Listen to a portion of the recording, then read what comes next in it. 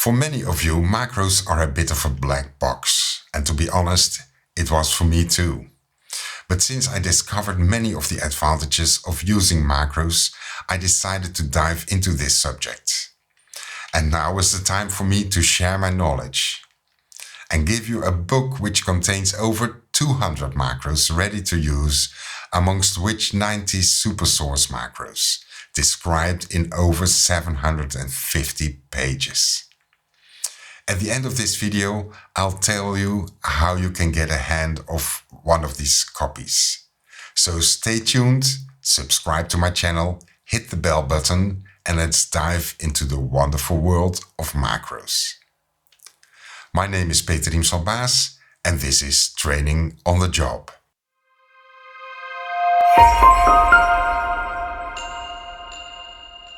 Ever since the Atem Mini came out, I've used macros. In the beginning, to just get the Stream Deck XL up and running in a way which works for me. I prefer using this Stream Deck XL during live streams because I can personalize the button layout in a way which works efficiently for me while live streaming. And although the Atem Mini Extreme switcher has tons of buttons on the dashboard, there are still quite a few missing. And instead of having to operate two devices while being live, I prefer one, which evidently is the Stream Deck XL. Now, when the Atem Mini Extreme appeared on the market with a super source feature, I realized this feature as is was not good enough for me. I wanted more. I wanted more and more animated super source layouts. So I realized I needed more knowledge of how to compile and adjust existing macros without having to know all the mumbo-jumbo behind the written macro descriptions. Up until a certain level, the Atem Mini Switcher series contains a feature to compile the macros yourself. But it doesn't allow you to animate the super source feature in the Atem Mini Extreme. Now, in the meantime, there's this Mix Effect app from Atem Tau, which is ready to use, but does cost some money, evidently. For those who have time to dig into the subject themselves and are not afraid to experiment, this tutorial may help you guys to get to the next level of understanding and compiling and being able to adjust macros yourself. Forgive me if this video is too long for you. I think it's a good practice to zoom into the details for a good understanding of what you really want to learn. Reading, compiling, and adjusting macros. Macros are predefined readable text messages to tell the device it's written for what to do, once enabled. Those text messages have to be written very precisely and according to a spelling which the device recognizes. For instance, every macro starts with an angle bracket left, followed by the word macro, an index number, a name, and a description. The index number, the name, and the description itself are written between quotes. Finally, the end of each line ends with a /forward sign, followed by a right angle bracket, meaning the instruction ends here. Everything between an opening or left and closing or right angle bracket belongs together. It is one part of an instruction for the device to operate properly, belonging to a larger set of instructions within the macro altogether. Compare it to driving your car. If someone needs to follow your instructions exactly as told, you can tell him or her to drive you home, but nothing will happen. There are a few steps to be taken before, like opening the door, sitting down on the driver's seat, grabbing the car key, entering the car key into the slot, turn the car key to the right, enter the address in the navigation system, and so on and so forth. Now, this example may seem a little exaggerated, but it may help you to pinpoint your thoughts into what exactly is it you want the device to behave like. Once a macro is enabled and what steps need to be taken to get done what you have in mind. Back to the first line of each macro. Name and description can be left blank, but then again, it is helpful for the user to recognize what the macro is supposed to do. So at least define a name which makes sense. A little effort now will give you a lot of pleasure in operating the device later on. I'll walk you through one of the SuperSource macros in the book mentioned before. It is macro number 105 on page 696. A link in the description will give you access to this written macro, so please pause the video here and take a moment to download and open the PDF file to follow along with me. Okay, well, let's take a look. We've already talked about the first line. Take some time to think through what the next upcoming lines actually are meant for.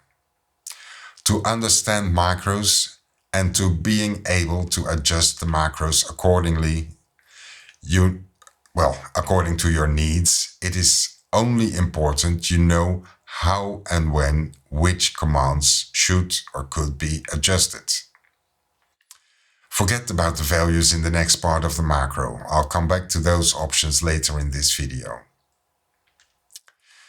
The next instruction in fact says box 1 needs to be positioned on the x-axis at a value of -7.5. However, it starts with identifying the device the instruction is meant for. In this case, the ID is defined as SuperSource v2 box X position. The next instruction defines box 1 to be set at a Y position of +4.25, followed by the instruction to set box 1 to a size of 0.42, which is 42% of the standard Full HD canvas size of 1920 by 1080. And the last instruction pointed towards box 1 is to enable this box as desired. Described as left angle bracket OP ID is quote SuperSource v2 box enable quote, and then SuperSource is quote 0 quote, box index is quote 0 quote, enable is quote true quote /forward right angle bracket, and that's it. Mind that in programming languages, generally speaking, the first in a row always is defined as 0. One starts counting from 0. So in this example, when the box index is set to 0, it means box index 1, box 1 will be affected by the definition set in the instruction. So box 2 will be defined as box index 1, box 3 will be defined as box index 2, and box 4 will be defined as box index 3. Now a little understanding of the values to be aware of. The whole canvas size of the Atem series is based upon the dimensions of a Full HD screen, which means a width of 1920 pixels and an height of 1080 pixels. Accordingly, the ratio is 16:9. Now it's easy to remember, knowing the values of 16 and 9, that each quadrant in the canvas is defined as positive or negative 16 over the x-axis, calculated from the very center of the canvas, and positive or negative 9 over the y-axis. Knowing those values as the dimensions of each quadrant in the canvas helps you designing the layout of the SuperSource and the boxes you want to show. Mind that the values are those of the center of each box. Now the next 12 lines of the instructions refer to boxes 2, 3 and 4, which are similar to what I've discussed here before, so I'll skip them for now. Now we have set our starting point for the SuperSource layout. It's time to animate, in this example, box 1. To animate, in fact, any object, one needs to reposition the object every frame tiny little bit. It would be quite tedious to do so manually. That's what all the next instructions in the macro are about. Fortunately, the guys of contentcreator.at, see a link in the description below, did a great job in developing a free web-based tool to animate the supersource in your Atem Mini switcher. Now let's find out how that works. I'll use Macro 105 as an example of how to build this supersource animation from scratch. The starting point is in fact the design of the supersource layout. If you have downloaded the PDF file, you can see the layout as it starts from the beginning. In this case, box 1, the X position is -7.5 and the Y position of box 1 is +4.25. It will help you to set the exact numbers on forehand in a spreadsheet so you can easily copy the numbers in the web-based application of contentcreator.at. Now let's fill in the numbers into this web-based application. You don't need to upload your XML file from the Atem Software Control to get the macro you need, but it may be helpful if you want it ready for use after restoring the new web-based designed XML file for your switcher software. Mind that my macro pool is already filled with 98 out of the 100 possible available macros to embed. So I'll add this new macro to place 99 and the reverse macro will be placed to number 100. Here we have filled in the values for box 1, 2, 3 and 4 for the starting position for the animation. So for box 2 we slide over the x-axis as long as the box disappears, and that's a value of 23. That'll be the same for box 4 because that's also a positive value. So we can fill in 23. And when 23 is the right number for the right boxes, -23 will be the number for the left boxes. So box 3 should be -23. Now we know the end values for the boxes. We can fill in those values also, which is 0 for box 1, which is the one we are going to animate to full 100% on the canvas. The Y is also 0 and the size is 100%. Box 2 will be animated to the right, so +23. The Y won't change. The size won't change either. And for box 3 and 4, the sizes will stay the same. Box 3 will be animated to -23. And the Y value doesn't change in this example. And the +23 for box 4 at the end point and -4.25. Now we have the start values and the end values, and we're gonna fill in those values into the web-based application. But first, let's upload the XML file into the web-based application for the macros to be restored after we are finished. First, we're going to save the macros onto our desktop, just the macros, nothing else. Save. We choose the file we just saved, and we are going to animate the supersource layout according to the values filled in the spreadsheet. So we animate box 1, box 2, box 3, tick, tick, and box 4. The starting position is for box 1 -7.5 and the end position is 0. For the Y position, the value is +4.25. The end position is 0. The starting size is 42%, which is the same for every other box in this example. I'll fill in all those values and not bother you with how I type with my 2 fingers all the values into this web-based application. So let's move on. Here we can see a preview of what is happening. So box 1 is getting to full screen. Now the length of the frames can be approximately, in my case, 12 frames, depending on the speed you want the animation to go. I set it to 12 frames. An easy light ease in. And I don't choose any background yet because that can differ always. Unless I have Media Player 1, I can already set it here. And I save the macro to 98 and the reverse to 99.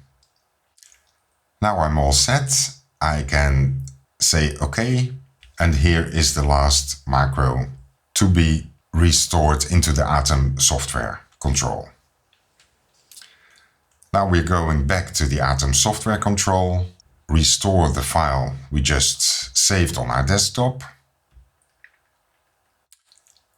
Restore, we wait in the bottom right corner, we can see when it's completed.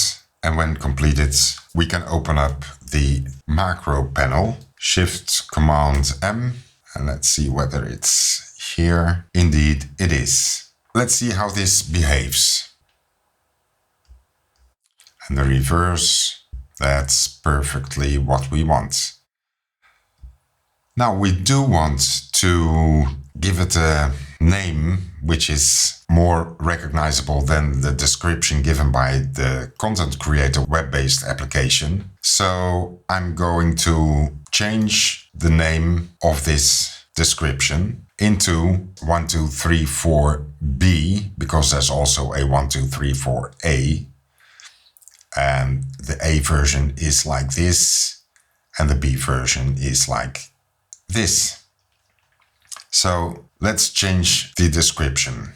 I open my Atom text editor. I open the XML file on my desktop and I search for createmi.eu for found. All right, index 99. I call this 1234B. I also copy that into the description.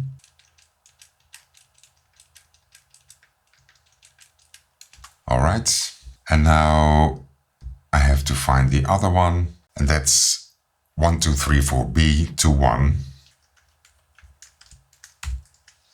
I copy that to the description also. You can leave this blank, that's no problem. But as said before, it does help you once you're searching for recognizable buttons to define those macros in a way which helps you to recognize what is going to happen once enabled. I save this file, restore the just saved file. Let's see, it's here on my desktop.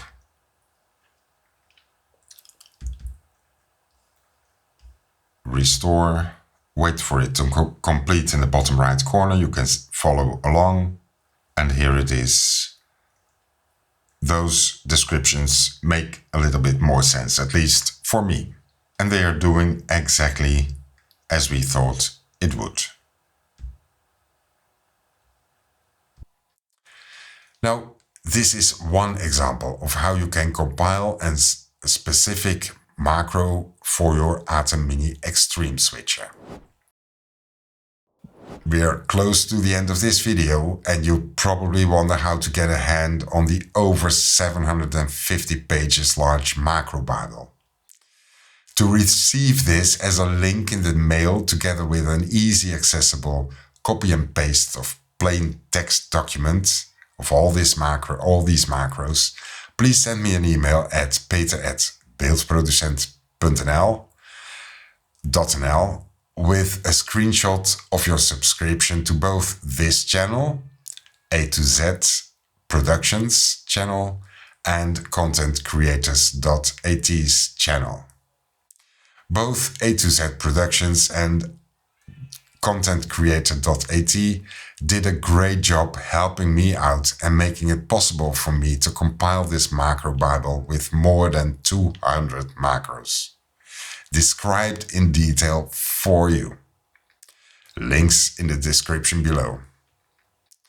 Finally, I hope this video was helpful for you. If you have any questions or requests, please put them in the comments down below. Don't forget to subscribe.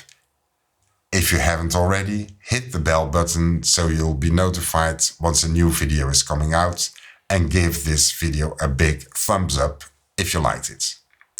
Thank you for watching and see you next time. Bye.